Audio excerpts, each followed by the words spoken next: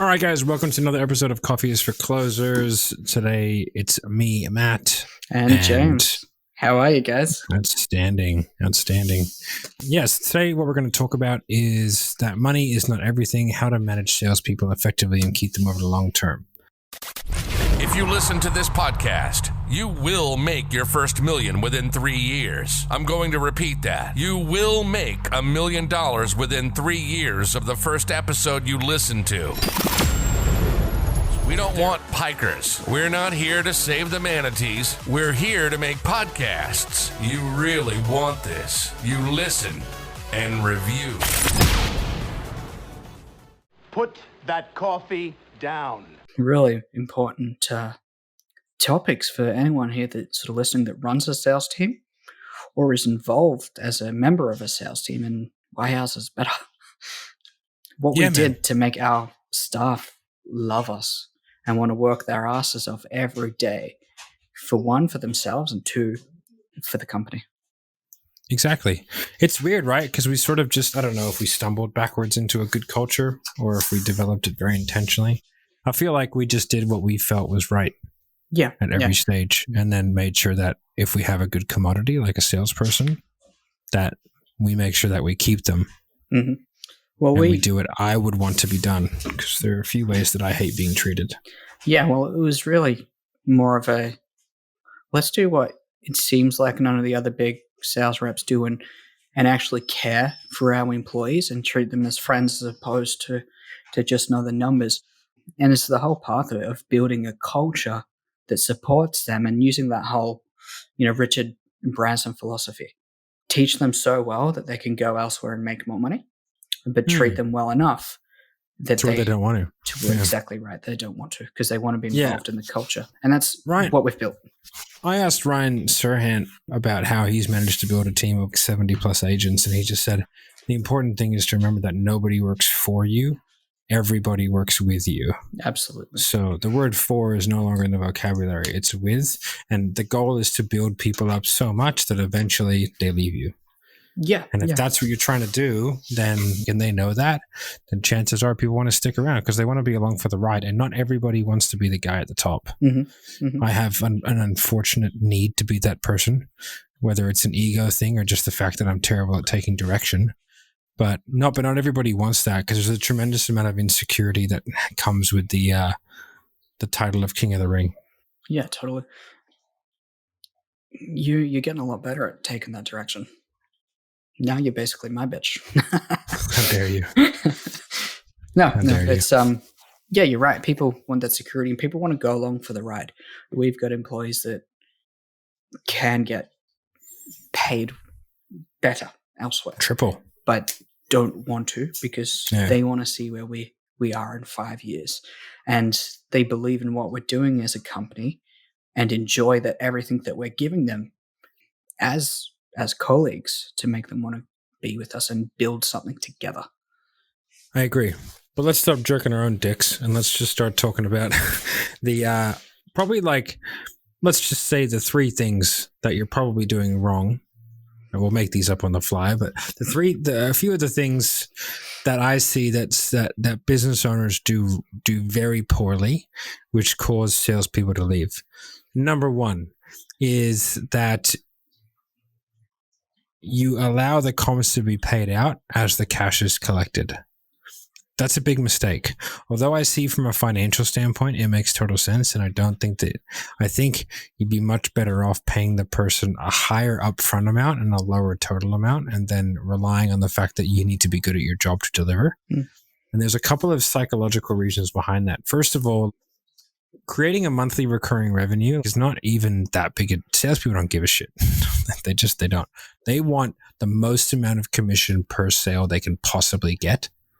That's what they want. So if you do have some sort of monthly recurring revenue, that's fine. But I would try and give them much more on the front end and have a no bullshit look at how long you actually keep people, and then base your comm structures on how long you actually keep them. And then if they stay longer than that, then you can pay a bonus or something. But if you have a 12-month program and it's $3,000 a month, so it's a $36,000 program, but you only keep people for 6 months, then you don't have a $36,000 program. You have an $18,000 program. So even though they're selling into a 12, really you should almost be paying comms on the 18 from a business standpoint. So, but what we don't want to do, and the way that people sort of tend to correct for that, is they bring in this cash is collected. But the problem with that is that now your salespeople are seeing what's happening on your back end delivery, and you're probably not having conversations to them around what actually happens within a coaching business or a consulting business or a fitness business or whatever. So they're not seeing, all they're seeing is that people stop paying at a certain point. And because most salespeople are not business people, I get that. I always got that. And I was like, yeah, sweet. So when someone was like, oh, I'll pay you $1,500 for a 30K sale, I was like, okay, it's fine. That's totally fine. People are like, I want 20% because I'm the best. Whatever, mate. Are you going to nurture them every single month to make sure that they, and if I ask the salesperson that, go, okay, cool, man, I'll pay you 20%. You have to have a monthly meeting with them to make sure that they renew. Are you cool with that? They'd be like, no, fuck that. I'm a closer. Okay, mate. Whatever you say. So the two sides are not talking to each other. So, and by paying them monthly as the money comes in, they're going to see there's a delivery problem or what they perceive to be a delivery problem, which is going to cause them to lose faith in the product and make it harder for them to sell. So a salesperson needs to be fully sheltered from the rest of the business. They should never hear a bad thing. They should never see a customer complaint. They should never see when somebody stops paying. They should see nothing but unicorns and rainbows and testimonials coming out. And even so far as to the fact that once someone's become a client, block them from being able to speak to the salesperson. Because if it's a poor delivery team, then they're going to go back to the salesperson who they see as the authority. Because they've had a good experience with the salesperson, they'll try and get the salesperson to fix it, and that's going to fuck it up for everybody. Because salespeople should not be doing delivery, they should not be doing coaching calls, and they should not be doing saving calls. Most importantly, saving calls. Yeah, never get them to do saving calls. So if you're a business owner out there and you're getting your guys to do saving calls and you're paying them as the cash is collected, you're making some big mistakes. And I would bet to say that you're not keeping people for longer than 6 months. And you have that constant, I don't know what's happening. So with my guys, I have the conversations. They know what my cut is. Like they know why I get my cut, and it's pretty significant. And they know that because I set up and I make life super easy for them, and I negotiate commissions that are fair, and I negotiate good payment terms. So our guys don't get paid as much as a closer who just closes for themselves, but they don't have to fucking do anything, to be fair. Like they're sheltered. They never have to speak to a client. They never have to worry about it. They don't have to do with the processing. They don't have to do anything. It's just make the call. That's it. And a lot of the time it's triage for them. Yeah. All you literally have to do is hop on a phone call and get paid $1,000. It's a fucking gravy train. And then we give them multiple accounts, which is why they stay. So they have a security of income, which we can talk about later on, is how to give them a security of income. There's a couple of different methodologies that you can do with that. But that's really the biggest thing. The next thing that people do wrong is that they start to treat their commission-only sales rep like employees. And that is probably the fastest way to lose a sales rep. And so what ends up happening all the time, and I see it all the time, is that business owners, through no malicious fault of their own, they take tiny little steps and they go, hey man, would you just mind doing this? Hey man, would you just mind doing this? But you don't ever offer to pay them for that. Ever. You don't go like, hey, I need you to be on a weekly meeting. Okay. Hey, I need you to run a weekly sales training for our guys. Okay. Hey, I need you just to do a quick half an hour with this dude, Hey, can you just make sure that all the data and analytics is filled out correctly? Hey, can you just start making sure that all the setters are hitting their targets? Hey, can you just make sure that this? And all of a sudden, the guy's doing 15 hours a week of shit that you have never even offered to pay him for. Talking at your intensives. They're paid for. Hey, I'll pay you $1,000 a day. Is that fair? All right, cool. All my guys, when we had that Eli Wild event that we were going to be doing, which obviously got canceled because of COVID, I said, I'll fly you out and I'll pay you for the time. I go, if you're not presenting, I don't need you there. If you want to come, you can come. I'm not going to pay for it. But you don't have to come. But if you want to, you can. But the guys who I need to be there, I will pay you for it. Didn't even give them the option. Right? I was like, no, I really want you there. I'm going to pay you this amount per day. I'll fly you out. I'll pay for your accommodation. You should not, if someone's on salary, like with Marco, he's on salary. I didn't have to say that. I was like, hey, we're going to be here for a week. He's like, yeah, cool. He's on salary. He gets paid no matter what. That's just part of the job. But taking and having an employee mentality for a commission only guy. I signed up a new account today, which I won't talk about, but they were like, okay, so what's your base? And I was like, I don't want a base. What do you mean? I was like, no, I want comms. I want comms on everything.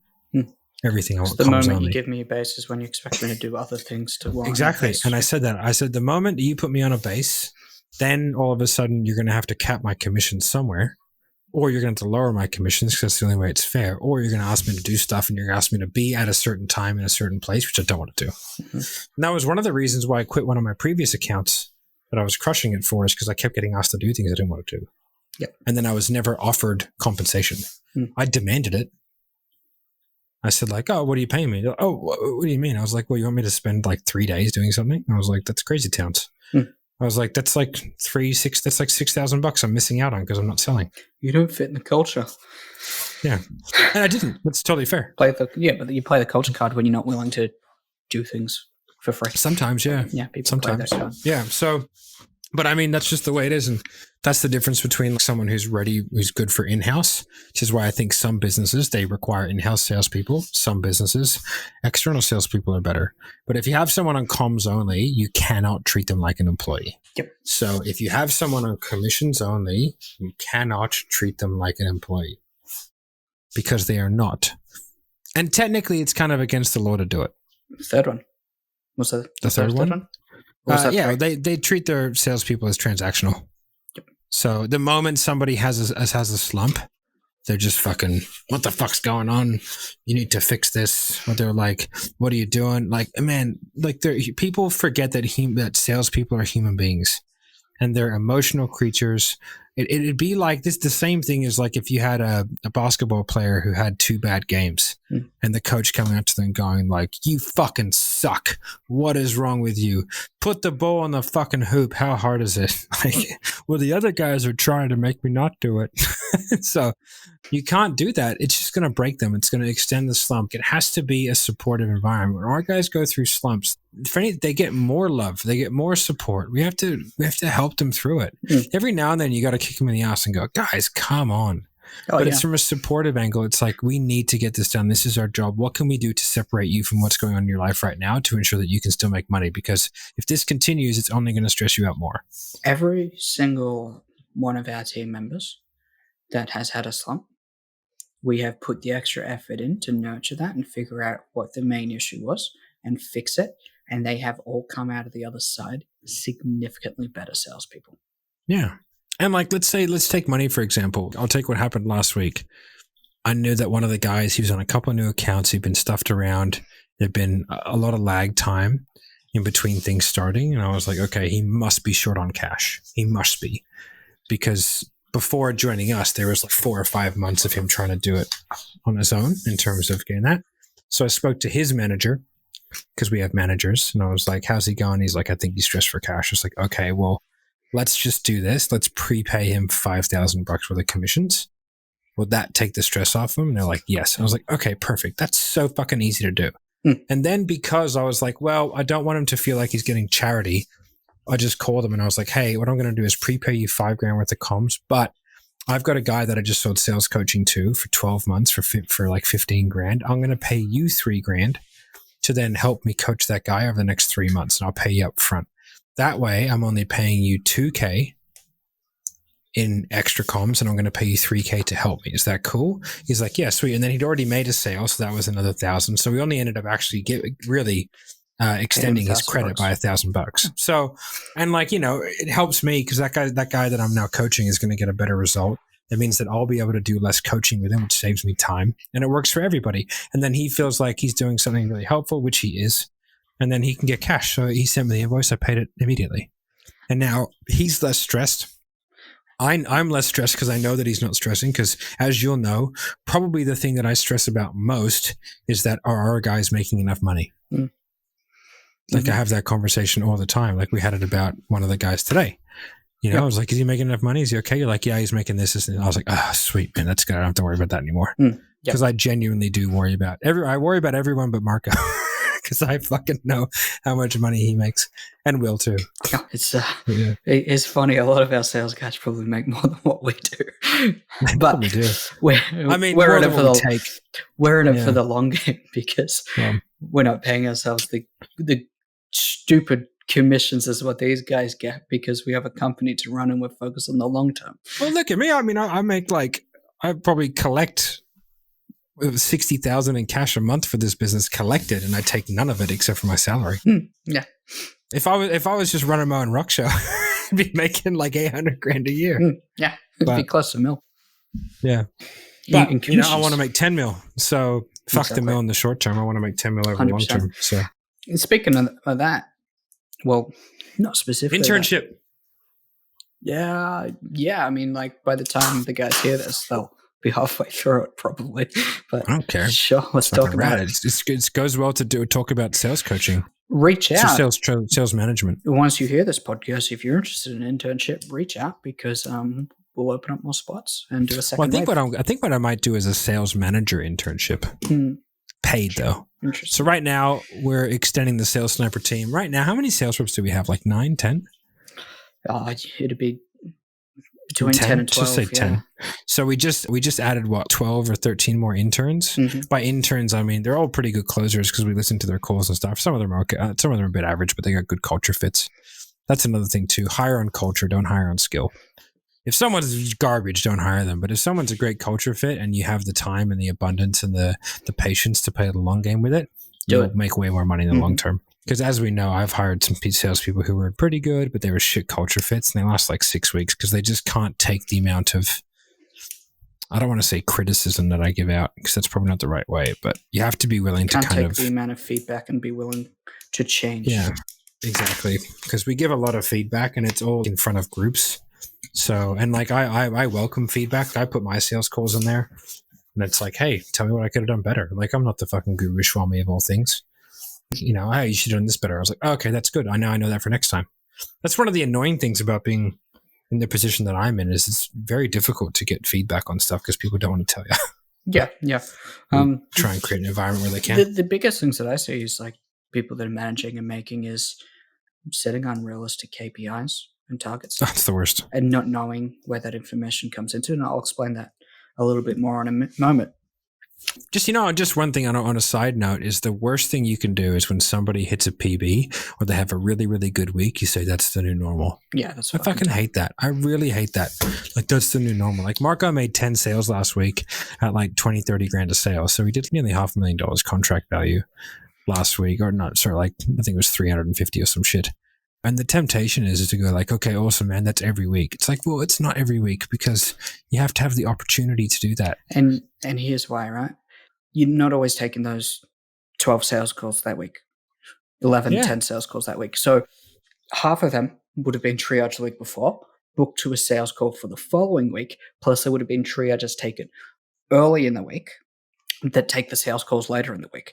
So you get cross-match between the weeks. Now that averages out over the space of 3 weeks, but there's always going to be one high week, one low week, and one high week, one low week. And then you've got follow-ups that are closing that week too. So like when I sold 11 in 1 week, which is my record, it's actually not that many sales when I think about it, but like for the opportunity that I was given, and I was told, well, that's the new normal. And I was like, okay, well then give me 4 times the leads that I normally get because it was 4 of them were follow-up sales. And then like 3 of them or 4 of them were from sales calls that I'd booked that week, which is rare to book sales calls in for the same week. And the other ones were booked the week before. So I ended up with like 180% close rate. Yeah. Because I made like 11 sales from 7 calls booked. Yep. So I was like, sweet, man. If you can figure out a way to make that the new normal, let's make it the new normal. Like it doesn't. Otherwise, it doesn't make sense. Yeah. And then the next week's always going to be quiet. And then people, hey, what happened? People mistake that for a mindset slump and go, no, it's just a logistical fact. If you have a really big week, like an out of the ordinary big week, the next week is always going to be quieter because you've had people, you've cultivated your pipeline to where a bunch of people have sold at the same time. So now your pipeline is significantly reduced. Plus you booked in a lot of the good candidates from the last week during that same week. So now really you're only going to have a minimal spattering of salespeople, and then it will be a low week, and then it will normalize the week after. So that's generally what happens. And a lot of people mistake that for mindset. But I mean, that week of it is also a mindset, right? Because you're early in the week, you're on track to break a record. So instead of booking people for next week, you want to get it done this week to boost your numbers to get that mad record. So you book them in earlier, make the time, especially make it happen. If it's end of month and if you get comms monthly. Yep. So if you get comms monthly, I would push people to sell that week. So if it was, because I knew otherwise, if they have a 14-day payment term, and I send the invoice in a month, I knew I was 6 weeks away from getting paid for that client. Yep. So you push them. So I just push them over. Sweet. Hey man, like I got some spots tomorrow, like Wednesday, Thursday, Friday on the last week of the month. I would do back-to-backs all day. Mm-hmm. Like I would just book it out because I knew I just wanted to get them in so I could get paid. Yeah. And so then the next week was always quiet because that's how I did it. So, which is why, again, and one of the things I like weekly payment because it stops that. Because people know they can just farm them. Whereas when you do monthly payments, or at least every 2 weeks, like pay people every 2 weeks, salespeople are not very good at budgeting. They're just not. They're feast famine creatures. So if you can to get them out of feast famine, I guarantee you the last week of every month, those guys are hurting for cash and they get commission breath and they start to need it and want it more. And it's just no good. So I think if you can space it out over every 2 weeks, it makes a lot of sense. And that's something that we put in place, knowing that sales guys are not that great at budgeting, plus things fluctuate very heavily, right? So, and that's what helps build the culture because we have trust in our guys. So we essentially have in a commission loan system, whereas people can draw on us as essentially a credit card. The bank. Where we'll prepay commissions. Obviously, we're not doing that for a newbie that comes in, but someone that's got accounts, they could have a marketing could get shut off. Therefore, they don't have any sales lined up because they could have had a huge week the week before. Marketing's not there. They've got less calls.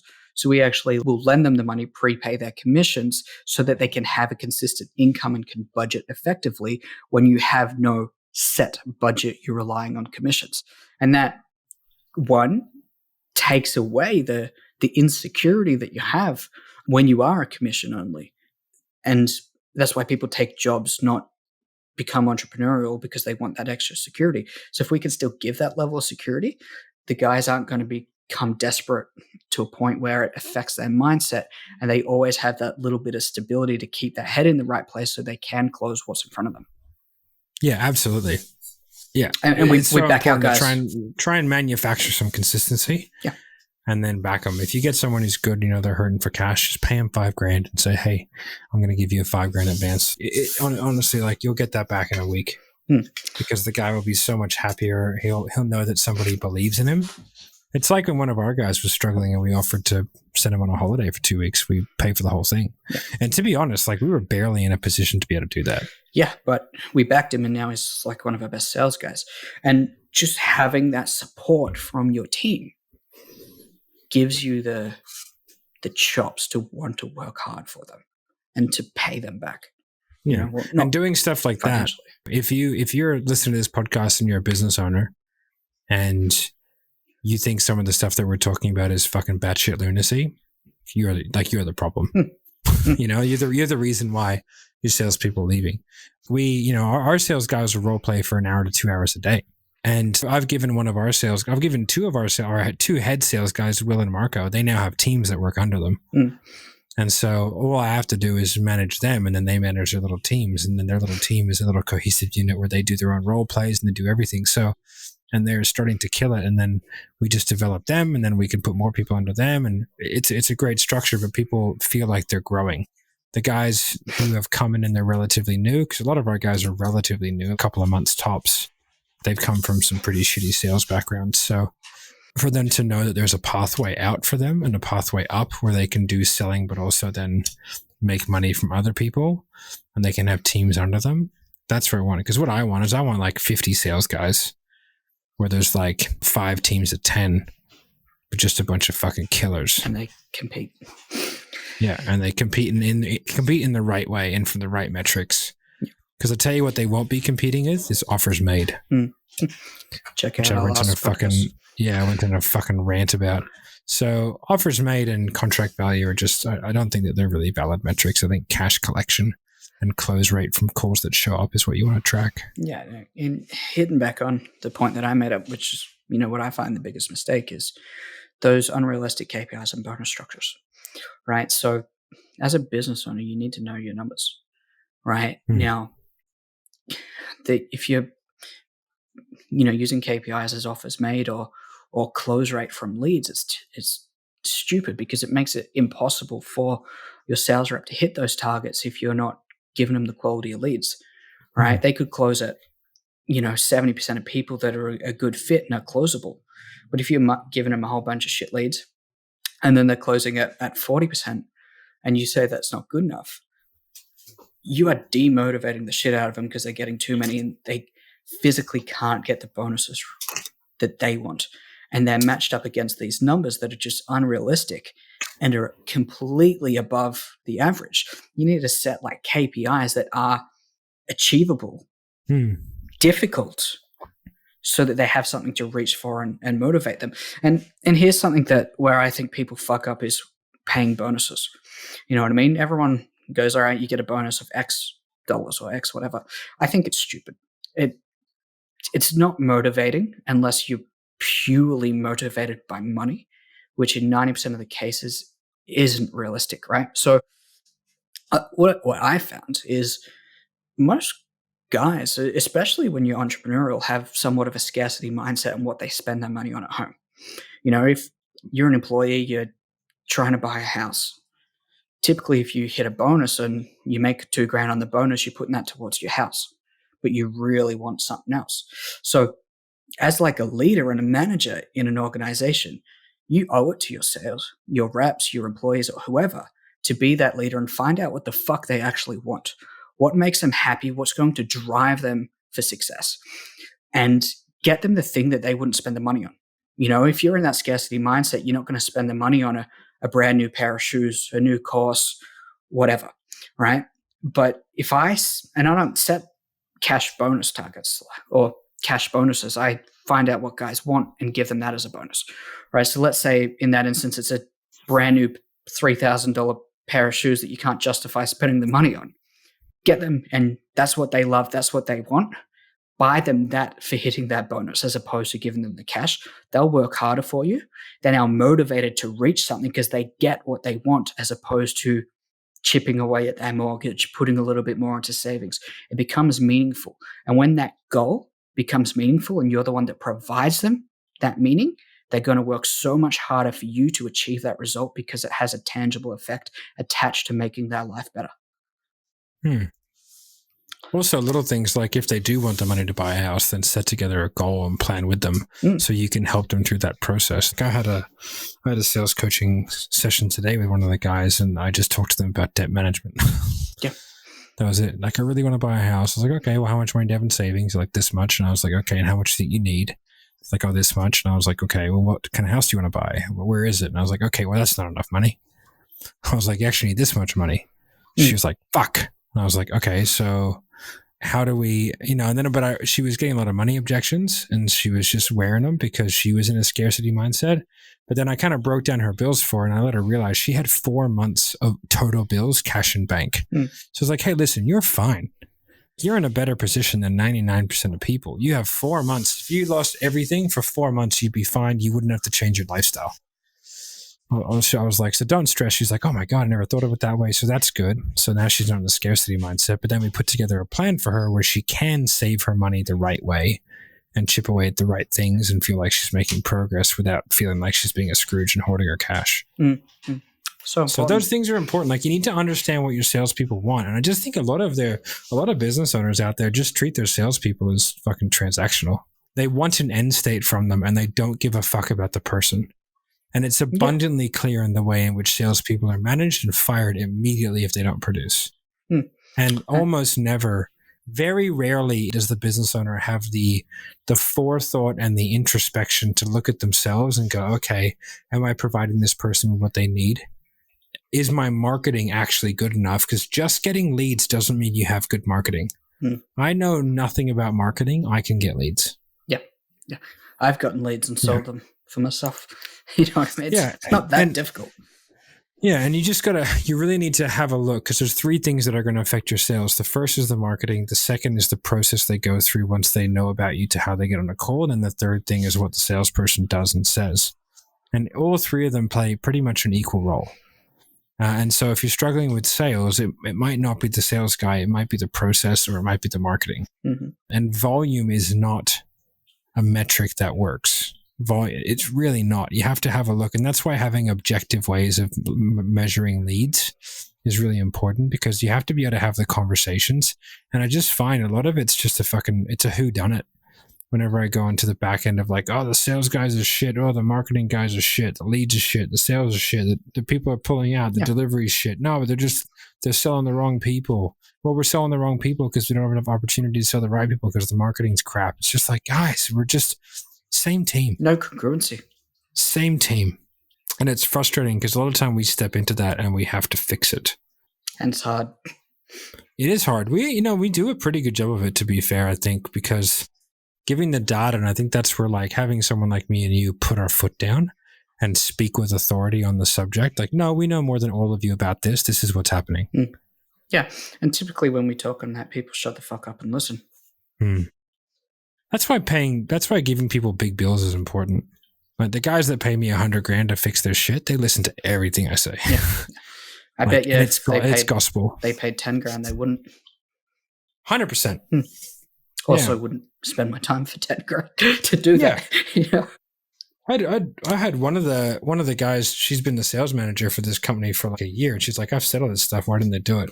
Like, because you didn't send them as big a bill as I did. Yeah. And I was like, that's literally it. I sent them a really big bill, and I told them exactly what you told me because it all made sense, and they were like, "Okay, let's do it." It's just a frame. It's just a different frame. Okay. Yeah. So let's talk. What are the key things that we did to build culture in our company? I think it's hard. It's culture is a very individual thing, and I think the culture that we built is genuinely the most important thing to us is the well-being of the salesperson. It's the most important thing. I'll fire clients. I don't give a shit. I know like people say that, but we really don't care. If a client is being rude to a salesperson, they are immediately fired. Oh, I've fired clients on calls with the salesperson because of the way they talk to them. Yeah. Like that one incident that we had where the guy was rude over Messenger, and I had not said a thing in that thread ever. And then he said something rude, and I go, "You watched your fucking tone with my sales reps." And then I fired them the next day. Yep. Yeah. Like, go on, see you later. Bye. I've got no time for that. Now, if you're giving constructive feedback, that's totally fine. Like, we need to take that on board. But if you're being an asshole, you're out. And the guys know that. And then the guys know that I will quickly replace that income. Because I see it as my responsibility to ensure that everybody's making enough money. Yeah. It's my responsibility to give them the opportunity. And also, and then from there, give them the best chance to convert those opportunities. Is that person ever going to want to work for the guy that's being an asshole?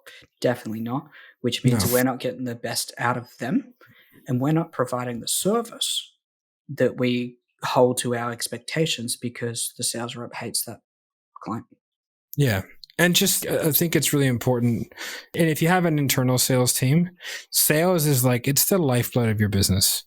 And if you have a good salesperson, you need to realize that they are probably more important than you are.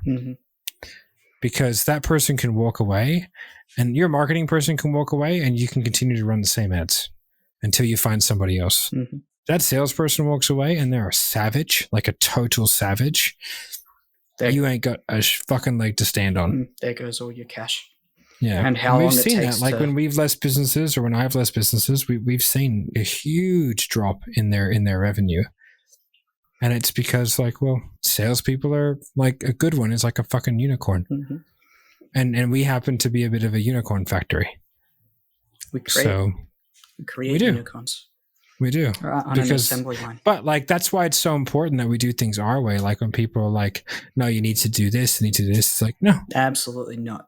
We do it our way. You can't talk to the sales rep. You can't unless it's like there's a specific reason because you're just going to fuck it up.